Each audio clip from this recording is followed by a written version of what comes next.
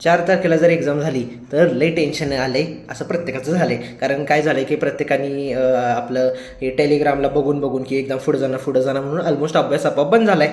आणि आता वाटा लागले की अरे GR तर आला नाही आहे, तर एक्झाम झाली तर काय, स्ट्रेस यायला लागले, टेन्शन यायला लागले. आता एका मैत्रिणीशी बोलत होतो आणि मग तेव्हा कळालं की अरे सगळ्यांना खूपच स्ट्रेस यायला लागले आणि अवघड जातं काय काही स्ट्रेस हँडल करायला, कळत नाही काय केलं पाहिजे. म्हणून म्हणलं आता वेळ पण आहे, रात्र पण झाले, म्हणलं व्हिडिओ करून टाकू.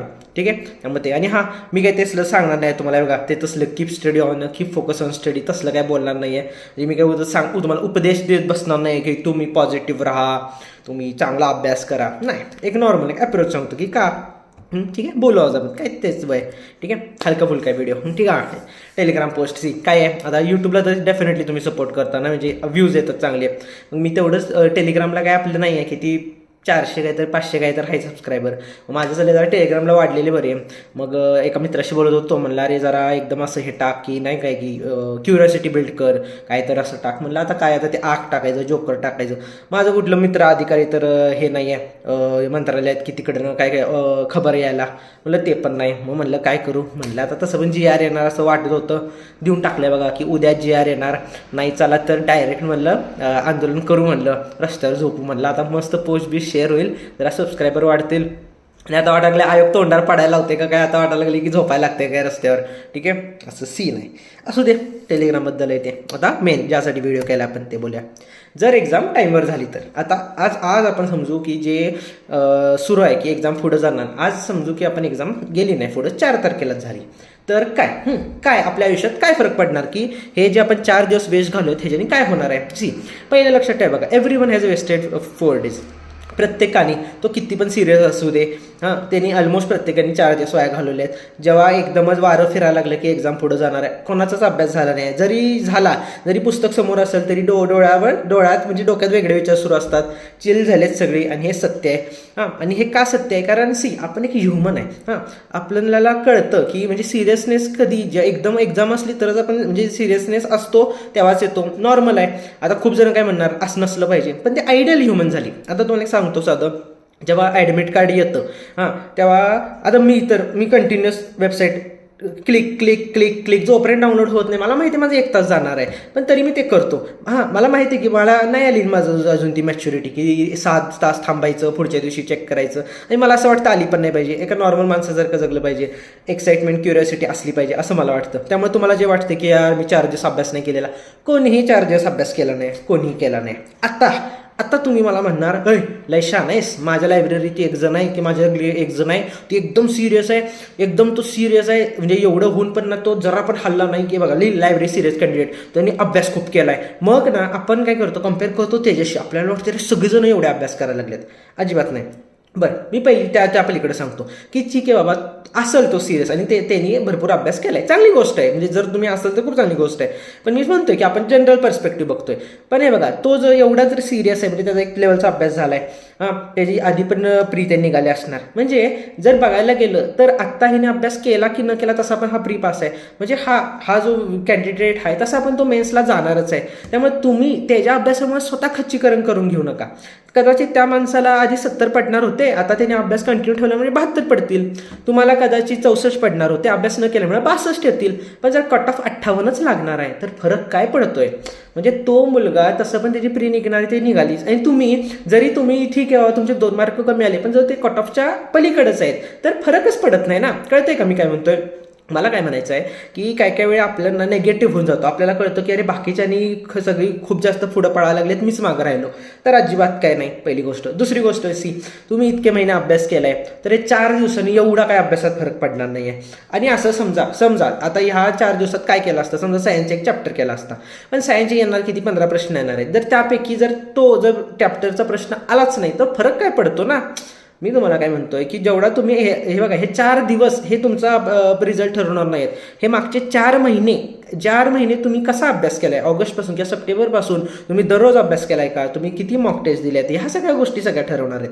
त्यामुळं हे 4 दिवस वाया गेले म्हणून जास्त मनाला लावून घ्यायचं नाही. ठीक आहे, पहिली गोष्ट. लायब्ररी सिरियस कॅन्डिडेटबद्दल हे बघा, प्रिलिम्सला प्रिलिम्स सारखं बघायला सुरुवात करा. आता मागच्या यायला मला किती होते 71 होते भाई, फुल एकदम मीच चक्रम झालेलो आहे भाई, 71 पडले. आता तुम्ही कट ऑफ किती 58 लागला समजा, तिथे एक कॅन्डिडेट असणार ज्याला ना 59 पडलेत, हां तो 1 मार्काने पुढे आहे, मला 71 होते म्हणजे मी किती 13 मार्काने पुढे होतो. हां तर आता 58 नाही लागला कट ऑफ, 62 लागलाय, पण 58 घेऊ समजू आपण, काय एवढं फरक नाही.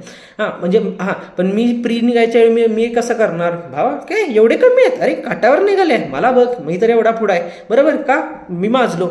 पण आता मेन्स रिझल्टला समजा तो झालाय पास, आता मी तर बसलो इथं घरी, मी तर झालो नाही पास, काय फरक पडला? त्याला कुणी विचारलं त्याला प्रीला किती पडले? नाही. मला कुणी आता फेल झाल्यावर विचारलं अरे तुला प्रीला किती होते? नाही. मी काय म्हणतोय, प्रीसारखं बघा, एक तुम्हाला सांगतो, प्रीला जास्त मार्क्स आल्याने फक्त 2 गोष्टीचा फायदा होतो. पहिली गोष्ट, लायब्ररीत हवा, तुफान हवा होती, आपण न सांगता 10 जणांना कळत आपले मार्क्स काय आहेत, पहिली गोष्ट. आणि दुसरी गोष्ट, मेन्सचा बॅच घ्यायच्या वेळी आपल्याला शाश्वती असते की म्हणजे प्री निघणारे म्हणजे पैसे जास्त वाया जात नाहीत, पास. त्या पलीकडं काय नाही. जेवढं मी बघितले, ज्याला परिस्थितीची जाण आहे किंवा जो नीट चांगला अभ्यास करतो तो ऑलमोस्ट अभ्यास करतो, त्याचा मार्क्स किती पण येऊ दे.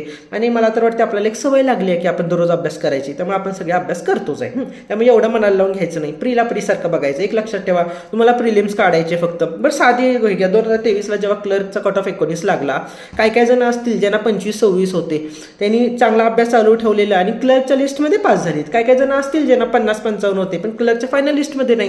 फरक काय, मी काय म्हणतोय, सिलेक्शन काय मेन्स देणार आहे, तर प्रीसारखं बघायचं. मनात असं समजून घालायचं, बाबा तसे पण मला 65 पडणार होते, हे 4 दिवस अभ्यास न केल्यामुळे माझे जास्तीत जास्त 64 येतील, आणि तशी पण जागा वाढते झालं तर कट ऑफ तसा पण किती लागणार आहे, 58-59च लागणार आहे. मग काय फरक पडतोय ना, तुझी 5 मार्कांनी प्री निघत्या का 4 मार्कांनी निघत्या, प्री निघली विषय कट, ठीक आहे. प्रीसारखं. अजून गोष्ट, the most important thing that I am going to say, C combine is about time and stress management. This is the most important thing you should note. राज्यसेवा खूप जास्त म्हणजे नॉलेजची जास्त परीक्षा आहे, त्याला 2 तास दिल्यात, त्यांनी विचार करायला दिल्यात, तुम्ही विचार करा. पण कंबाईन हे स्ट्रेस आणि टाइम मॅनेजमेंट आहे. तुम्हाला क्वेश्चन वाचल्या आठवलं पाहिजे, तुम्ही टिक केलं पाहिजे. जर तुम्ही या 4 दिवसाचं स्ट्रेस घेताय, जर झालीच एक्झाम 4 तारखेला समजा, तर तुम्हाला इम्पॅक्ट भरपूर होणार. तुम्ही काय विचार करताय, मी यार 4 दिवस अभ्यास नाही केला, अरे कोणीच नाही केलेला. आणि एक लक्षात ठेवायचं, असं समजायचं 4 दिवस नव्हते, 1 तारखेलाच एक्झाम होती. मी काय म्हणतोय, जर तुम्ही आत्ता जर स्ट्रेस घेतला तर भरपूर स्ट्रेस येणार सारखं. आणि माणूस काय आहे, आपण ह्युमन टेंडन्सी आहे, आपण रिग्रेटमध्ये जगतो आपण भरपूर. आपलं काय होतं, यार त्या दिवशी करायला पाहिजे होतं, शिट उगाचच हे केलं, ठीक आहे नाही झालं, move on. Life is about moving on, life is about looking forward. हां बाबा ठीक आहे बाबा, माझे 4 दिवस वाया गेले, आता काय करू शकतोय मी, त्याला काय नाही करू शकत, ठीक आहे लर्न. आता नाही घालवायचं, एवढं तुम्हाला वाटतं ना एक्झाम पुढं नाही जाणार किंवा हे आहे ना, उद्यापासून नॉर्मल हे करायचं. फक्त काय, हे 4 दिवसाचं रडगाणं गात बसायचं नाही, मी करायला पाहिजे होतं. झालं गेलं काय म्हणतो, जळलं मिळलं गेलं उडत, एवढं काय नाही बघायचं. हां डायरेक्ट चला उद्यापासून नियोजन करायचं, उद्यापासून सुरू. हे बघा जे केलंय तेच येणार, एवढं लक्षात ठेवायचं. असं समजा की आता साधी गोष्ट आहे, आता समजा की यावेळी जर सायन्सचा ब्लड या टॉपिकवर येणार आहे प्रश्न, आणि मी जर तोच केलाय आणि बाकीचा मी कुठलाच केला नाही, मी फायदा झालो ना. त्यामुळे असं समजायचं मी जे केलंय तेच येणार आहे. हां आणि आता नेहमी एक छोटीशी टिप, जर तुम्हाला उद्याची सुरुवात करायची आहे, पहिली गोष्ट PYQ करा, बाकी काय करत बसू नका, नवीन गोष्टी करू नका. कंबाईनची एक्झाम आहे, प्री तर अख्खी PYQ बेस्टच असते पहिली गोष्ट. दुसरी मॉक टेस्ट द्या. इम्पॉर्टंट काय आहे सांगतो, आता जेव्हा आपल्याला सारखं टेलिग्रामवर आग जाळ येत राहते, आपण सारखं बघत बसतो, वेळ वाया जातो, मनात ते विचार येतात. बेस्ट काय आहे, मॉक टेस्ट देणं. माझं तर काय मस्त, एक मॉक टेस्ट दिली की आपल्याला आपली पातळी कळते. पहिली गोष्ट, पातळी कळाल्या आपल्याला कळतं की माझा कुठला पॉईंट वीक आहे, आपण त्या डायरेक्शनला मग जायला लागतो. एक मॉक टेस्ट दिली, आपल्याला कळतं अरे माझं काय राहिलंय, माझं पॉलिटी राहिले, मग आपण लगेच वाचतो कलम आणि बघता 3 तास जातात.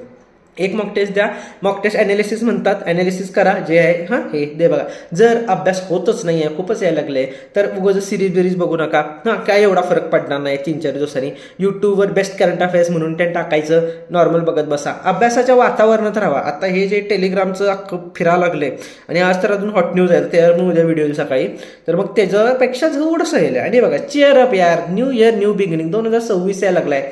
काय म्हणतो की नवीन वर्ष घेऊन यायला लागले, आता कॅलेंडर अख्खं बदलणार आहे, आणि तरी आपण एवढं म्हणजे मागच्या वर्षाचं रडगाणं घेऊन कशाला उगाच यायचं, होय की नाही. त्यामुळे चिल मारा, ठीक आहे.